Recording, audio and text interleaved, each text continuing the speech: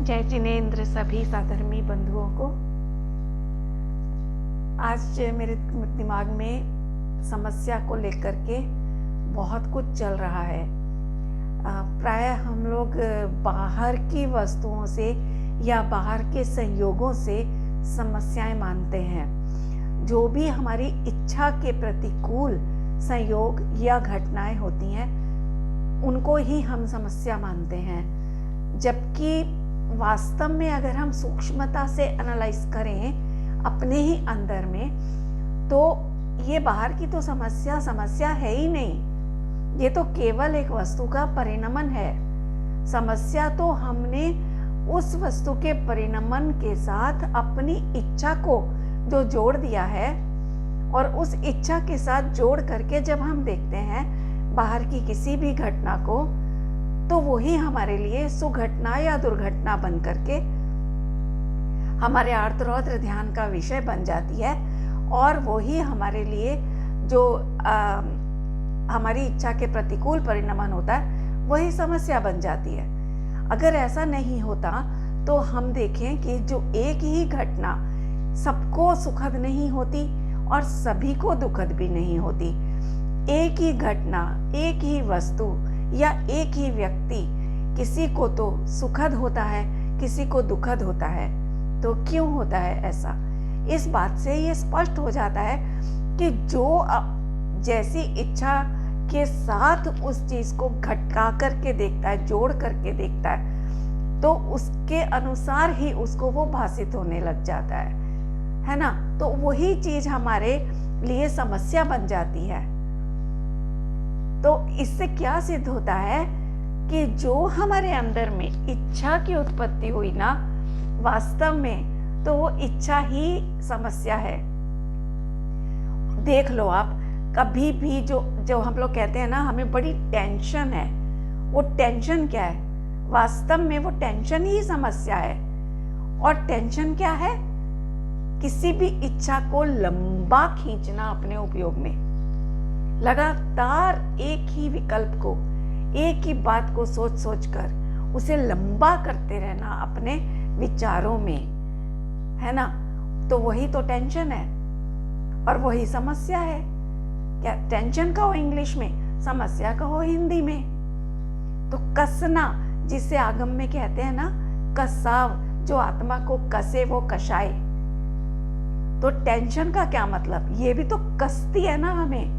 Tension किसी चीज को कहते हैं ना, बाहर भी बिजली की वायर वगैरह में कहते हैं ना इसकी टेंशन मतलब उसको खिंचाव दो, है ना?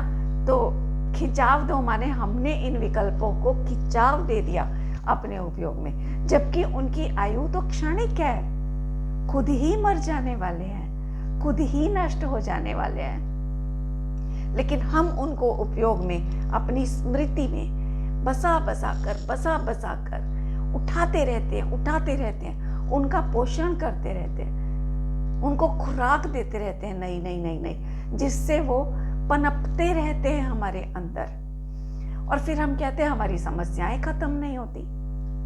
जरा एक बार बाहर के विकल्पों से, बाहर की दुनिया से, बाहर के संयोगों से अपने इन विचारों को, अपने इस उपयोग को हटाकर तो देखें, तो हमारे अंदर टेंशन नाम की, समस्या नाम की कोई वस्तु नहीं है, कोई पर्याय नहीं है। वहां है केवल और केवल ज्ञान, ज्ञान, ज्ञान, और ज्ञान के साथ आनंद, एक आनंद, असीम आनंद। अब आप देखिए, हमें जानना किसी चीज को, ज्ञान, वो हमें कोई कार्य ही नहीं लगता है जैसे सब बेकार बकवास है। अरे महाभारी कार्य है जानना। देखो आप, जानना मतलब अब जो मैनेजर होते हैं बैंक्स वगैरह में या किसी भी बड़ी कंपनी में, जो मैनेजर होते हैं हाई पोस्ट पे, जनरल मैनेजर हुए या डायरेक्टर्स हुए, वो क्या करते हैं? वास्तव में कुछ नहीं करते ना। वो फिजिकल कोई वर्क करते नहीं, सिर्फ एक जानते देखते हैं, हिसाब रखते हैं। मैनेजर है जैसे बैंक का, उसके पास अपने पूरे बैंक के जितने एम्प्लॉयज़ हैं या जितने उनके कस्टमर्स हैं, उन सब का उसका हिसाब रहता है, और लेकिन उसे पता कुछ नहीं होता। वो सिर्फ इतना जानता भर है कि हाँ, यहाँ पर इतने क्लाइंट्स हैं और बेहिसाब इतना साल का प्रॉफिट हो रहा है इस बैंक को। इसके अलावा वो कुछ नहीं करता, जानता देखता रहता है बस। तो वो सबसे ज़्यादा सैलरी पाता है वो बंदा। तो इससे सिद्ध होता है कि जानना देखना बहुत भारी कार्य है। लेबर की सैलरी बहुत कम होती है। वो फिजिकल वर्क कितना करता है, फिर भी उसको कितना कम पैसा मिलता है। और एक मैनेजर जो बैठा बैठा सिर्फ इसको देखा, उसको जानने का ही कार्य करता है, उसकी कितनी सैलरी होती है। तो ये अपने जानन स्वभाव की इतनी कीमत है। जो अपने को जान ले, ये तो बाहर के जानने की मैंने बात की, बाहर के जानने में ही अगर उसका इतना वैल्यू है, उसको कितनी सैलरी दी जाती है उस बंदे को। तो जो अपने को जानता देखता रहे, अपने आत्म स्वभाव को, तो उसको 3 लोग की संपत्ति माने केवल ज्ञान की लक्ष्मी, आनंद की, अपने अनंत आनंद की लक्ष्मी ना मिले तो उसमें क्या संदेह है, मिलेगी ही मिलेगी। तो समस्या क्या है बताओ आप? सिर्फ हमारी सोच में, हमारी मान्यता में इच्छा के प्रतिकूल परिणमन। और एक बात और बताऊं, अनुकूल प्रतिकूल कभी भी संयोगों में होता ही नहीं। विश्व में अनुकूल और प्रतिकूल नाम की कोई चीज नहीं है। कैसे? कि वस्तु तो अपने स्वभाव के अनुरूप निरंतर हर पल परिणमन कर रही है, लेकिन हमने अपनी, वही फिर इच्छा पर बात आ जाएगी, हर बार इच्छा पर बात आके अटकेगी कि हमने अपनी इच्छा से उस होते हुए वस्तु के परिणमन को जोड़ा। और अगर कदाचित हमारी इच्छा का भी उस समय उस इच्छा की पूर्ति भी होनी थी, तो बाहर में वस्तु का भी वैसा ही परिणमन होता दिखाई देगा सहज में। तो हमें क्या लगेगा कि हमारी इच्छा पूरी हो गई या हमने वो कार्य में सफलता हासिल कर ली। तो इस तरह से हमें वो वस्तु अनुकूल लगने लगेगी, है ना। और अगर इच्छा के प्रतिकूल उसका परिणमन होना हुआ बाय चांस, तो हमें वो प्रतिकूल लगेगी। और जबकि विश्व में 99.99%, जी हाँ, 1% भी नहीं लेके चल रही हूं मैं अनुकूलता में, 99.99% जितनी वस्तुएं हैं वो इच्छा के प्रतिकूल ही परिणमन करती हैं। इच्छा का मैच नहीं बैठता उससे, तो वो ही हमें प्रतिकूल लगने लग जाती है ना। अब इससे क्या सिद्ध हुआ? इससे यही सिद्ध हो जाता है क्लियर कि अनुकूलता प्रतिकूलता कुछ होती नहीं है विश्व में। फिर भी अगर हम अनुकूल प्रतिकूल कहें तो सिर्फ इतना ही कह सकते हैं कि हमारे लक्ष्य के अनुकूल कोई अगर परिणमन कर जाए वस्तु, तो वो अनुकूल है। या सीधे सरल शब्दों में कहें तो हमारे लक्ष्य के अनुसार, लक्ष्य की पूर्ति में जो कारण बने वस्तु के, उस परिणमन को अनुकूलता कहते हैं। और लक्ष्य के अनुकूल ना पड़े जो परिणमन, उसको प्रतिकूलता कहते हैं। तो अब आप देख लीजिए हमारा लक्ष्य क्या है। लौकिक वस्तुओं की प्राप्ति का लक्ष्य लेकर चलेंगे तो जगत प्रतिकूल होगा, क्योंकि हमारी इच्छा से कुछ भी परिणमन नहीं होगा। परिणमन अपनी वस्तु के स्वरूप के अनुसार प्रत्येक वस्तु का हो रहा है और होता रहेगा। अगर हमें इन समस्याओं का समाधान चाहिए, जो हमारी ये इच्छाओं की गुलामी के कारण हमारे भीतर ही उत्पन्न हुए विकल्पों के रूप में जो हमारे भीतर बसी एक समस्या है, अगर हमें उसका समाधान चाहिए, छुटकारा चाहिए उन समस्याओं से, तो हमें अपने भीतर झांकना होगा आत्मस्वरूप में। और उसके लिए हमें हमारे आचार्यों ने हमारा एक असाधारण एक्स्ट्राऑर्डिनरी लक्षण दिया है, और वो है हमारी ज्ञप्ति क्रिया। जो ये ज्ञान दर्शन की एक अथाह धारा चली आ रही है ना, अटूट धारा जिसे कहते हैं, परमानेंट, और जो कहीं से नहीं उत्पन्न हुई है, चल ही रही है, हर समय चल रही है, हर एक को चल रही है।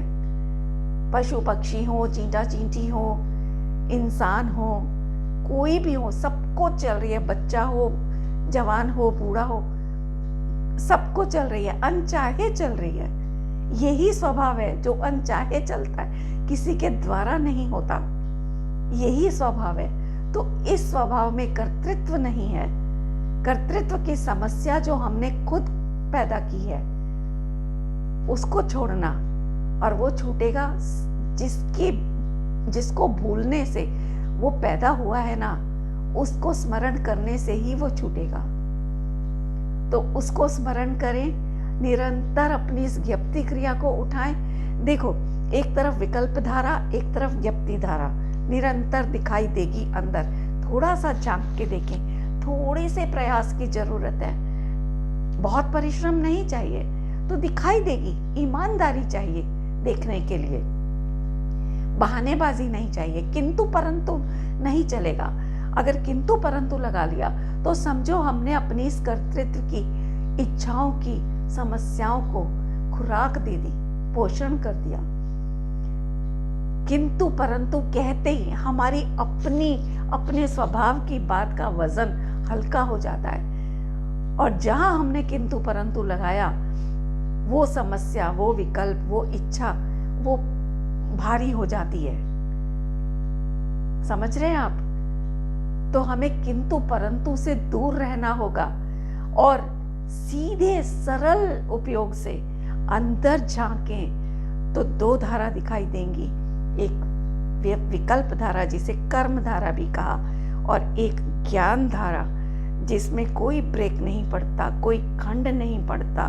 खंड पड़ता है तो इस कर्म धारा में पड़ता है। एक विकल्प आया, चला गया, आया, चला गया, कभी शुभ आया, कभी अशुभ आया, उसमें भी परसेंटेज जिसे अनुभाग कहा है हमारे आचार्यों ने, कभी कम अनुभाग सहित, कभी तीव्र अनुभाग सहित आता है, जाता है।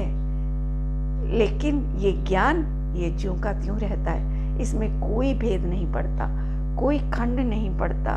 देख लो आप अगर भेद पड़ता ना, तो अभी जिस विकल्प को जाना है ना ज्ञान ने, अगले विकल्प को जानने के लिए उसको बाधा खड़ी हो जाती। क्यों? क्योंकि पहले वाले विकल्प का अस्तित्व उस ज्ञान में रह जाता, तो उसे रब करना पड़ता। उसे हटाए बिना दूसरे विकल्प के ज्ञान हो ही नहीं सकता। मगर ऐसा नहीं दिखाई देता। हमें किसी भी विकल्प को, किसी भी कर्म को रब नहीं करना पड़ता, किसी भी तरह से उसे छोड़ना नहीं पड़ता। वो खुद ही आता है, खुद ही चला जाता है, क्योंकि वो प्रतिभास मात्र है ना, परछाई है। तो परछाई को कभी हटाना पड़ता है क्या? कभी नहीं हटाना पड़ता है, तो खुद हट रही है। और हमारा ज्ञान ज्यों का त्यों उसको जान रहा है। जैसे दर्पण है ना, हमारे आचार्यों ने बहुत सुंदर उपमा दी है दर्पण के साथ, ज्ञान दर्पण, कि जैसे दर्पण में सब कुछ दिखता है, लेकिन झलकता है शब्द ज्यादा अच्छा है, झलकता है लेकिन उसमें घुसता नहीं है कुछ भी। इसीलिए तो दर्पण के सामने कोई वस्तु रखी है, तो उसमें दूसरी वस्तु को देखने के लिए पहली वस्तु को हटाना नहीं पड़ता। वो उसमें झलकने के बावजूद भी वो झलकती रहे, तब भी दूसरी वस्तु को झलकने में कोई बाधा नहीं है। कितनी भी वस्तुएं झलका दो, वो आगे ले आओ उसकी। अभी जैसे ये मेरा चेहरा है ना यहाँ पर मोबाइल के स्क्रीन पे, इसी से देख लो आप, मेरा चेहरा है। अब सपोज मैं उस चेहरे के आगे, ये चेहरा, अब मैंने इसके आगे ये मास्क ले आई, ठीक है, मास्क मुख्य हो गया, चेहरा तो वही है, मास्क के होने पर भी चेहरा वही है, उसको झलकने में कोई बाधा नहीं है, चेहरा भी है, मास्क भी है। मास्क के आने से ऐसा नहीं है कि चेहरा खत्म हो गया, या मास्क को लाने के लिए चेहरे को हटाना पड़े, ऐसा नहीं है। चेहरा रहे, कोई दिक्कत नहीं, मास्क आ गया। इसी तरह मास्क के आगे भी कुछ और ले सकते हैं हम, कुछ भी ले आओ तो मास्क वही रहेगा, लेकिन वो वस्तु भी दिखेगी इसी मोबाइल में, वो मुख्य हो जाएगी। अब जैसे ये स्टोल ही है मेरा, ठीक है, ये स्टोल, इसका ये किनारा ये नीचे है। अब मैंने ये मास्क लगा लिया, ठीक है। अब इसको हम इसके आगे ले आए, बताओ मास्क को हटाना पड़ा क्या? इसको यहाँ लाने के लिए नहीं हटाना पड़ा ना। बिल्कुल इसी प्रकार क्या कसम, क्या मजेदारी वाली बात है। मजा आ जाता है सच्ची। ऐसे विचार मात्र से रोम रोम आनंदित हो जाता है। क्या गजब, नहीं हटाना पड़ता। सोचो, ज्ञान इतना निर्मल है हमारा, कुछ भी नहीं उसमें प्रवेश करता। फिर हमने क्यों मान के रखा है कि कर्म मेरे में घुस गए, वो हटे तो ही मैं निर्मल हूं, तो ही मेरी पर्याय निर्मल हो। नहीं, मैंने ये पर्याय की बात की है, देखो ध्यान रखना। द्रव्य स्वभाव तो कभी एक पर्याय में पूरा आता ही नहीं है। ये जितना भी खेल चल रहा है सारा पर्याय का चल रहा है। ये तो मेरी एक समय की पर्याय की निर्मलता ऐसी है कि दूसरा गेय जानने के लिए पहले गेय को हटाना ही नहीं पड़ता। क्योंकि वो घुसा ही नहीं, पर्याय में ही नहीं घुसा। सोचो,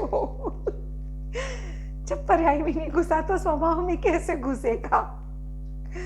क्या गजब है ना बात।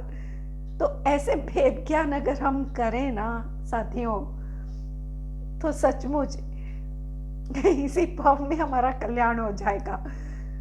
जरूर जरूर करें ये अभ्यास, तो कोई समस्या बाकी नहीं रहेगी। सब समस्याओं का समाधान, कहा ना ज्ञान सर्व समाधान कारक है, वो यही बात है जो मैंने अभी बोली। जहां इसका ध्यान किया, जहां इसको ध्यान में लिया, तो सर्व समस्याओं का समाधान हो गया। कुछ भी नहीं हटाना पड़ा हमें। सब कर्म रहे वहीं पर है, उदय में भी आ रहे हैं, लेकिन हमें कुछ नहीं बाधा कर रहे। इनके रहते हम अपने को देखने में, अपने को अनुभवने में पूर्ण समर्थ हैं। कोई बाधा नहीं है, किसी कर्म की बाधा नहीं है हमको। हम अभी स्वतंत्र हैं। छोड़ो इन कर्मों की गुलामी, ये मान्यता छोड़ो। ये मान्यता है ना हमारी, इसको उस दुर्जन की तरह देखो कि जो हमारा मित्र बनकर के हमें निरंतर भड़का रहा था, हमारी बुद्धि को कुमति दे रहा था, उसको कुसंस्कार दे रहा था। ये मान्यता ही कुसंस्कार है वास्तव में। तो इसको छोड़ो। इसको छोड़ो। तो अभी के अभी हम हैं, प्राप्त की प्राप्ति करनी है, नया नहीं प्राप्त करना। ये प्राप्त है हमारा आत्मानंद। ये आत्मा की जो पर्याय है ना, ज्ञान पर्याय जिसकी हमने बात की, ये पर्याय, इसके अंदर जो जानने की और आनंदित होने की एक अनंत सामर्थ्य है जो निरंतर आ रही है। निरंतरता ही इसकी हमारे अनंत स्वभाव को दर्शाती है, पता है, निरंतरता। क्योंकि अगर ये अनंत नहीं होता ना हमारा स्वभाव, तो ये निरंतरता कहीं ना कहीं स्टेज पर आकर के खंडित हो जाती। लेकिन ये खंडित नहीं होती। इसी से हमारी अखंडता का और हमारी अनंतता का पता चलता है कि कितना अनंत मेरा स्वभाव है, कितनी अनंत मेरी सामर्थ्य है, मेरा आनंद और ज्ञान कितना अनंत है कि खंडित ही नहीं होता। तो खत्म ना सारी समस्या। कहाँ समस्या रह गई बताओ? मुझे तो नहीं दिख रही कोई समस्या। खाली पीले दिमाग में बसा के रखा हुआ है कि ये समस्या, मुझे वो समस्या, अरे वो मेरी बात नहीं मानता, वो मेरी बात नहीं मानती, मुझे आज ये नहीं मिला, मुझे वो नहीं मिला। दूसरों को देख देख करके दुखी होते रहते हैं। बच्चे ने कोई बात नहीं मानी, नहीं पढ़ रहा है टाइम से, खाना नहीं खा रहा, मान लो जिनके छोटे बच्चे हैं, अगर वो खाना नहीं खाते जनरली। अब मेरा ही ग्रैंडसन है, मेरी ग्रैंड डॉटर है, छोटे हैं, 7-8 साल के हैं दोनों, लेकिन खाना खाने में बहुत तंग करते हैं अपनी मम्मियों को। उनको अपने हाथ से खिलाना पड़ता है, नहीं खाते तो क्या करें, खींचती रहें क्या वो? तो उनकी बच्चों का परिणमन, वो भिन्न द्रव्य हैं, उनका परिणमन उनके उदय के अनुसार चलेगा, हमारे अनुसार नहीं चलेगा। सोचो हम बच्चे थे तो हम भी ऐसे ही थे। मैं खुद अपने बच्चों को, मेरी तो 3 बेटियां, मैं तीनों के पीछे पीछे भागती थी, भाग भाग के खाना खिलाती थी उन्हें। कभी एक के पीछे, कभी एक उधर भाग रही है, एक उधर, कैसे बैठाऊं तीनों को पकड़कर एक साथ। तो कभी उसके पीछे भागकर उसके मुंह में निवाला डालती थी, कभी उसके पीछे भागकर उसके मुंह में कहानियां सुना सुना कर खिलाती थी। तो इसी प्रकार हर बच्चे का अपना उदय स्वतंत्र है, वो उसके अनुसार परिणमन करेगा। तो हम उसको अपनी समस्या ना बनाए, उसको उसके उदय के अनुसार, उसकी एक डेस्टिनी है उस बच्चे की, जैसी उसकी डेस्टिनी होगी वैसा ही वो परिणमन करेगा, हमारे चाहे से नहीं करेगा। वरना ऐसा ना होता ना तो देखो क्या होता कि जो एक गरीब रिक्शा, अभी फेसबुक पर काफी आता है ऐसी पोस्ट मैंने कई बार देखी, किसी गरीब रिक्शे वाले की बेटी आईएएस ऑफिसर बन गई, किसी ऑटो चालक का, किसी भिखारी का बच्चा बहुत बड़ी पोस्ट पर पहुंच गया। उनको कोई सुविधा नहीं थी, कोई साधन नहीं था, उनकी जिंदगी में देखो तो समस्या ही समस्या थी हमारी नजर के हिसाब से, जो हमारी एक समस्या की परिभाषा है लौकिक के हिसाब से, उनको समस्या ही समस्या थी। पढ़ने के लिए पुस्तकें नहीं थी, पैसा नहीं था, कहाँ से पुस्तकें खरीदते। फिर भी वो बच्चे स्ट्रीट लाइट्स में बैठ बैठ के, लाइब्रेरी से बुक्स इकट्ठी कर करके, इशू करा करा के, या अपने दोस्तों से मांग मांग कर किताबें बोरो कर करके और पढ़ पढ़ के आज बहुत कुछ बन गए, है ना। और दूसरी तरफ हम जैसे घरों के बच्चे जिनके पास सारी सुविधाएं हैं, सब कुछ है, लेकिन वो नहीं पढ़ पाते, वो उतने हाई लेवल पर नहीं पहुंच पाते, सब बच्चे नहीं पहुंच पाते। बताइए तो क्यों? अगर बाहर से कुछ हमें प्रयोजन होता ना, बाहर की वस्तुएं अगर हमें अनुकूल प्रतिकूल होती, तो हर रईस का बच्चा ही सिर्फ बड़ी बड़ी पोस्टों पर होना चाहिए था, हाई फाई, जितनी हाई पोस्ट है सब पढ़े लिखे लोग, ये रईसों के बच्चों को वहां होना चाहिए था, पर ऐसा नहीं होता। तो इसको कहते हैं कि सब अपनी अपनी डेस्टिनी के हिसाब से, अपनी, जिसको हम अपनी शास्त्रीय भाषा में अपने अपने उदय के अनुसार, होनहार कह लो, भवितव्यता कह लो, उसके अनुसार परिणमन होता है सबका। तो समस्या रही नहीं ना कुछ भी, हम बेकार में ही अपनी इच्छा के अनुसार दूसरों की समस्याओं को, दूसरों के परिणमन को कहो, उसको अपनी समस्या बना लेते हैं, क्योंकि हमारी इच्छा के अनुसार नहीं हो रहा। तो इसलिए सबसे पहले अपने भीतर में उत्पन्न होती हुई इन इच्छाओं से भेद विज्ञान करें, इन इच्छाओं को ही समस्या के रूप में देखें। समस्या भी यहाँ से उत्पन्न हुई है भीतर से, उसका समाधान भी भीतर से आएगा। अज्ञान माने अपने ज्ञान स्वभाव को भूलना, उसको भूल करके ही समस्या उत्पन्न हुई है। तो उसको स्मरण करेंगे तो समस्या दूर, खत्म, वहां है ही नहीं। दूर तो तब कहें जब हो, जहां अपने ज्ञान स्वभाव का स्मरण किया तो दिखेगा क्या कि समस्या थी ही नहीं, जो थी ही नहीं उसको हमने माना, इतना भारी अस्तित्व माना उसका। तो बस इतना सा है। आइए हर पल अपनी इस ज्ञप्ति क्रिया को पकड़ने का अभ्यास करें। इन कर्मों से जिनमें चेतना नहीं है, जो अनादि अनंत नहीं है, ये विकल्प अध्रुव है, आते हैं चले जाते हैं, और वहीं सामने एक अखंड ज्योति, ज्ञान ज्योति, जो आती जाती नहीं है, ध्रुव पने से वर्त रही है, उसको देखने का अभ्यास करें। ऐसी मंगल भावना के साथ, जय जिनेंद्र।